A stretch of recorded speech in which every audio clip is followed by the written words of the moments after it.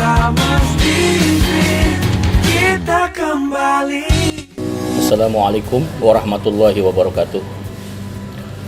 Salam sejahtera buat kita semua dimanapun teman-teman berada. Semoga selalu di jalan yang benar. Find the true way. Kenapa saya katakan true way? Boleh jadi kita hari ini berada pada posisi yang kurang tepat. Ada satu ungkapan mengatakan bahwa kalau kita ingin jadi orang sukses, dua prinsip utamanya. Yang pertama adalah being a good person, be a right person. Jadilah orang yang baik. Dan yang kedua adalah on the right place and the right time. Kita berada di tempat yang benar dan di waktu yang tepat. Sekalipun kita sudah menjadi orang yang baik, tapi belum berada di tempat dan waktu yang tepat, maka itu akan menyulitkan kita untuk mencapai kesuksesan yang sejati. Salah satu upaya kita untuk menemukan jalan yang sejati, menemukan sukses yang sesungguhnya, maka kita perlu mengetahui bagaimana kronologis, bagaimana asal muasal kita bermula dalam kehidupan ini. Saya ingin ajak teman-teman untuk membuka sama-sama di salah satu ayat Al-Quran. Silahkan dibuka surat 17, yaitu surat Al-Isra ayat 34, di mana Allah Subhanahu wa taala berfirman, A'udzu billahi minasyaitonir rajim. Bismillahirrahmanirrahim. Qul kullu ya'malu ala syakilatihi farabbukum a'lamu biman huwa ahda sabila. 17 ayat 84. Saya ingin hubungkan ayat ini dengan ayat lain, yaitu di surat Ar-Rum surat 30 ayat 30. Bunyinya adalah fa'akim wajhaka lid-dini hanifah fitratallahi allati fatarna 'alaiha la tabdila li khalqillah dzalika ad-dinul qayyim walakin aktsarun nas la ya'lamun. Maka hadapkanlah wajahmu kepada agama yang lurus. Tentu saja para ulama-ulama ahli tafsir mengatakan bahwa jalan yang lurus itu adalah Islam. Kita diminta Allah Subhanahu wa taala melalui Nabi Muhammad SAW untuk menghadapkan wajah kita, mengorientasikan hidup kita kepada Islam. Karena Islam itu ad-dinu hanif, din yang sesuai dengan fitrah, allati fatarna 'alaiha, di mana Allah menciptakan manusia pun berdasarkan fitrah. Jadi ada dua fakta di sini. Fakta yang pertama adalah Islam itu adalah agama fitrah, dan fakta yang kedua adalah Allah menciptakan manusia berdasarkan fitrah. Jadi ada dua fitrah di sini, teman-teman. Fitrahnya Islam dan fitrahnya lahirnya manusia. Jadi kalau fitrah bertemu dengan fitrah, ini yang saya sebut dengan istilah kompatibel. Seperti dalam dunia elektronik, teknologi digital. Anda punya laptop. Kemudian laptop itu Anda menggunakan sebuah software. Kalau software yang digunakan Anda tidak kompatibel dengan sistem operasi yang ada di laptop itu, pastinya tidak akan bisa digunakan. Artinya di sini, antara si manusia sebagai ciptaan Tuhan dengan perangkat sistem kehidupan yang akan menuntun manusia agar sukses di dunia dan di akhirat, itu harus ada kompatibilitas. Dan Allah sudah memberikan satu garansi dan jaminan, Islam itu fitrah dan manusia diciptakan berdasarkan fitrah. Jadi fitrah bertemu dengan fitrah kompatibel. Bagaimana seandainya, mungkin teman-teman berpikir, bagaimana seandainya kalau ada seorang yang hidupnya tidak berada dalam fitrah Islam? Maka saya sebut dengan istilah inkompatibilitas. Dia uncompatible, dia tidak kompatibel. Indikatornya adalah dia merasa gelisah, hidupnya susah, resah, dan dipenuhi dengan berbagai macam kesulitan-kesulitan. Kenapa? Karena tidak kompatibel antara dirinya sebagai manusia dengan jalan hidup atau sistem operasi dalam hidup yang dia pakai. Jadi harus ada kompatibilitas. Oke. Kita masuk pada poin yang kedua, teman-teman sekalian. Agar kita bisa kompatibel antara diri kita dengan Islam, saya hubungkan kembali, yuk kita simak kembali surat 17 ayat 84. Kul ya'malu ala syakilati. Katakanlah setiap orang berbuat, beraktivitas, meningkatkan produktivitas, bekerja ala syakilati, berdasarkan syakilah. Apa itu syakilah? Dalam kitab Al-Mu'jam Al-Lughah disebutkan paling sedikit ada 3 arti penting di dalam syakilah. Yang pertama adalah bakat, potensi. Yang ketiga adalah kapasitas. Saya ulang sekali lagi, bakat atau talent, potensi, dan kapasitas. Jadi maksud daripada ayat tadi, wa kullu ya'malu ala syakilati, berarti setiap orang berbuat menurut potensi, bakat, dan kapasitasnya. Itu yang dimaksud di dalam surat 17:84. Nah, ketika orang tidak melakukan sesuatu sesuai dengan potensi, bakat, dan kapasitasnya, maka dia sebenarnya sudah keluar dari fitrah. Tidak sesuai dengan sistem operasi yang dikehendaki oleh Allah Subhanahu wa Ta'ala. Jadi harus ada sinkronisasi antara potensi, bakat, dan kapasitas dengan pekerjaan yang akan dilakukan oleh dirinya. Contoh, kalau orang punya potensi berkomunikasi, punya potensi keterampilan dalam berkomunikasi, maka bidang pekerjaan yang cocok untuk dirinya adalah people relationship, yaitu hubungan antar sesama manusia, people to people, antara orang dengan orang, bukan sekedar antara orang dengan instrumen atau benda. Apa yang terjadi ketika orang yang punya potensi kemampuan berkomunikasi ini ditempatkan satu bidang pekerjaan di mana dia harus berhubungan dengan benda, bukan dengan orang, maka sudah bisa diprediksi, maka orang itu akan mengalami mentok karir. Dia akan mengalami stagnasi di dalam karir. Oleh karena itu menjadi sangat penting menyelaraskan antara potensi, bakat, dan kapasitas dengan pekerjaan yang akan dilakukannya. Itu baru namanya fitrah. Itu yang disebut kompatibilitas. Nah, pertanyaan pentingnya adalah bagaimana caranya kita bisa mendeteksi, bisa mengetahui potensi, bakat, dan kapasitas kita.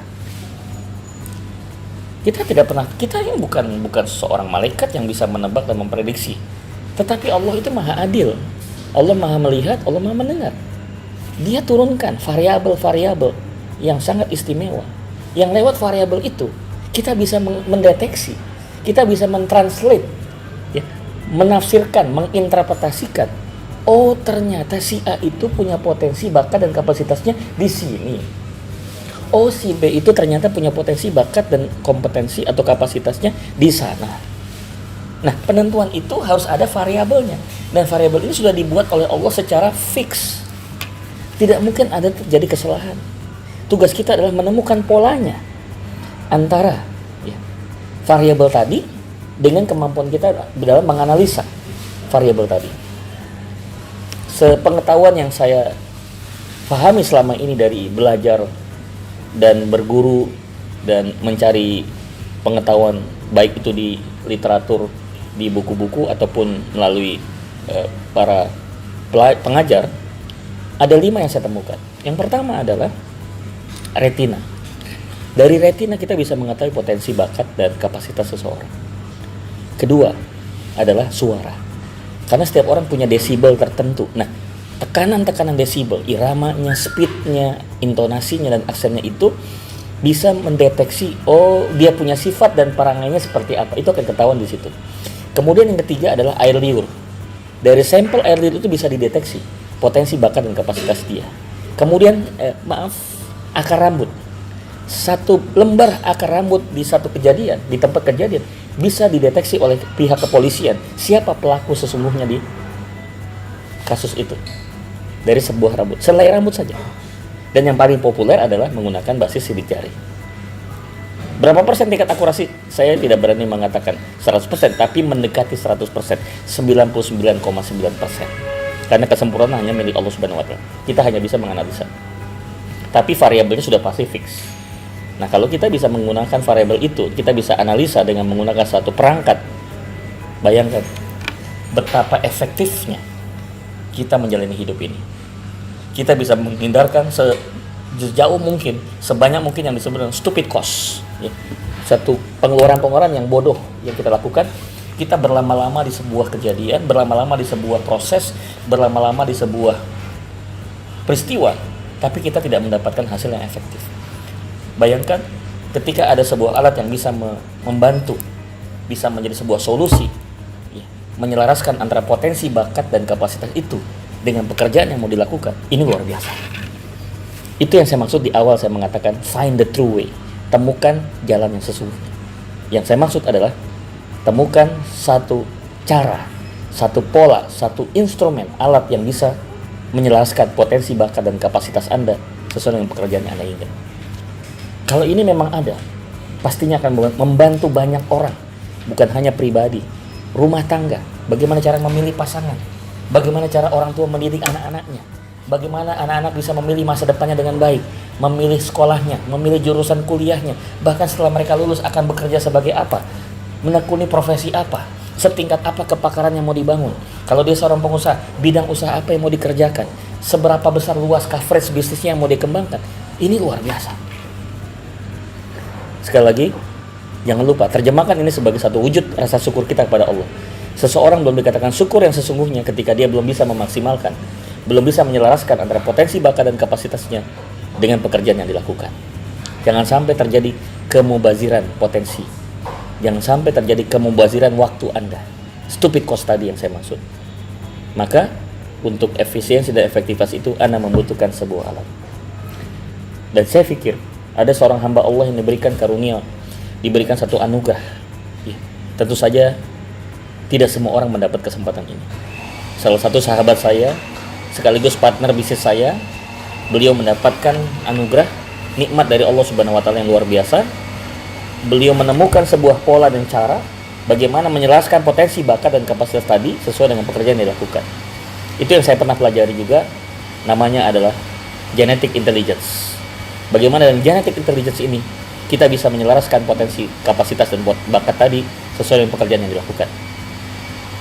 Alhamdulillah, sungguh sangat bermanfaat apa yang sudah dilakukan oleh Bapak atau Ayah Farid Poniman. Semoga akan banyak orang yang akan tercerahkan melalui riset dan studi yang dilakukan oleh beliau berpuluh-puluh tahun.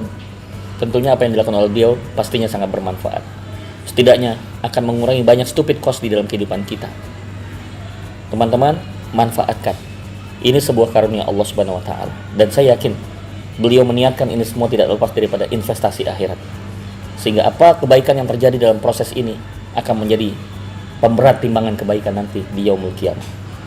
Insya Allah tidak ada satu unsur yang namanya ramalan. Ini bukan meramal nasib, ini bukan meramal masa depan, tetapi kita meningkatkan probabilitas kita dalam mencapai sebuah kesuksesan. Apakah itu salah? Tidak. Surah 31 ayat 34 mengatakan bahwa betul, la tadri nafsum ma taksibu ghadan. Tidak ada satupun orang yang bisa memastikan apa yang terjadi besok. Itu saya setuju. Tapi jangan lupa, ada surat Al-Hasyr ayat 18 mengatakan, ya ayyuhalladzina amanu taqullaha haq, ya ayyuhalladzina amanu taqullaha wal tanzur nafsum ma qaddamat lighad. Hendaklah setiap orang itu mempersiapkan apa yang diperbuat besok. Besok juga artinya hari setelah hari ini atau akhirat. Jadi perencanaan sesuatu yang harus dilakukan oleh manusia, perintah dari Tuhan. Kalau hidup tidak punya rencana, berarti dia tidak mengindahkan sistem yang diminta oleh Allah Subhanahu wa taala. Oleh karena itu, apa yang terjadi, apa yang dilakukan oleh seorang Ayah Farid Poniman ini adalah bagian dari proses perencanaan hidup yang lebih efektif, bagian perencanaan hidup yang lebih efisien, sehingga lebih banyak manfaat, lebih banyak maslahat untuk kepentingan umat. Ya. Yang biasa dikenal dengan istilah Stephen. Ya. Karena Stephen inilah boleh jadi mungkin sudah ratusan ribu orang yang mendapatkan keselarasan antara potensi, bakat, dan kapasitasnya dengan pekerjaan yang dia lakukan, dengan masa depan yang ingin dicita-citakan. Sekali lagi, selamat untuk Pak Ayah Farid Poniman. Mudah-mudahan lewat Stephen yang beliau temukan dan beliau riset selama puluhan tahun ini makin memberikan manfaat yang besar pada banyak orang. Saya pribadi pun merasakan manfaatnya. Saya gunakan dalam berinteraksi, di dalam pekerjaan, di dalam melakukan negosiasi, meeting-meeting bisnis, dan alhamdulillah itu cukup membantu kami di dalam mengidentifikasi investor yang kami hadapi, dalam mengidentifikasi rekan-rekan bisnis yang kami akan ajak kerjasama, termasuk juga di dalam memilih sebuah tim di dalam organisasi bisnis. Kami bisa memilihkan sebuah super tim, bukan sekedar Superman. Bagi kita membuat suatu super tim, ada yang punya kemampuan berpikir yang kuat, ada yang punya kemampuan sensing yang kuat, ada yang punya kemampuan intuisi yang kuat, ada yang punya kemampuan feeling yang kuat, bahkan juga ada yang punya kemampuan insting yang kuat. Itu kalau dikolaborasikan semua, tidak ubahnya bagaikan sebuah super team. Semoga dengan Stephen ini akan ada banyak super team di organisasi Anda, akan ada super team di rumah tangga Anda, keluarga Anda, dan doa kita bersama mudah-mudahan masyarakat dan bangsa kita, negara Indonesia akan menjadi negara superpower masa depan. Mudah-mudahan sekali lagi manfaat.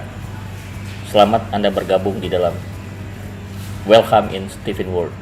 Selamat datang di dalam dunia Stephen. Selamat datang menemukan true way, jalan Anda yang sesungguhnya. Lebih dan kurangnya saya mohon maaf. Seandainya benar datang dari Allah Subhanahu wa taala, kalaupun ada kesalahan itu kekhilafan dan keterbatasan saya sebagai seorang manusia, semoga Allah bukakan ampunan dan kemaafan dari Anda semua untuk sama-sama kita berjuang meningkatkan amal soleh. It is not a big mistake when you make a mistake doing the big job, but it is a big mistake when you never do the big job. Bukan satu kesalahan besar kalau Anda salah gara-gara mengerjakan pekerjaan besar, tapi Anda akan melakukan kesalahan besar kalau Anda tidak berani mengerjakan pekerjaan besar. Pekerjaan besar sudah menanti kita, yuk sama-sama kita kerjakan. Semoga ini menjadi sebuah amal soleh kita bersama. Wassalamualaikum warahmatullahi wabarakatuh.